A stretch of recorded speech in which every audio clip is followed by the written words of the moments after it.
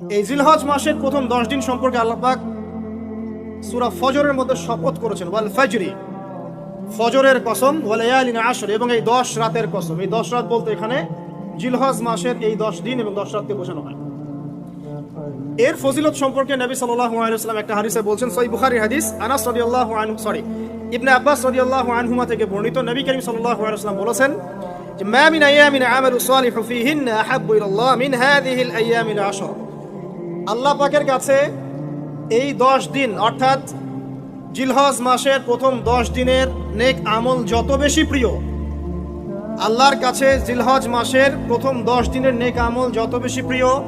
অন্য কোনো আমল এত বেশি প্রিয় না।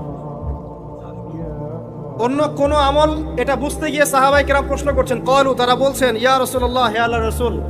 বলুন সাল্লাল্লাহু আলাইহি ওয়াসাল্লাম, ওয়ালাল জিহাদু ফি সাবিলিল্লাহ, আল্লাহর পথের জিহাদও কি নয়? আমরা তো জানি ইসলামের সর্বোচ্চ চূড়া হচ্ছে আল্লাহর পথের জিহাদ। তো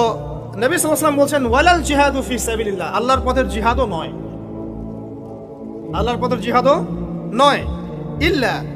তবে ওই ব্যক্তির কথা ভিন্ন, রাজুলুন খরাজা বিনাফসিহি ওয়া মালিহি ফালাম ইয়ারজি' মিন যালিকা বিশাই, কোন একজন ব্যক্তি যে তার জান এবং তার মাল নিয়ে আল্লাহর পথে বেরিয়ে গেছে, তারপরে কোনো কিছু নিয়ে সে ফিরে আসতে পারে নাই, মানে সে শহীদ হয়ে গেছে, এই ব্যক্তির কথা ভিন্ন। কিন্তু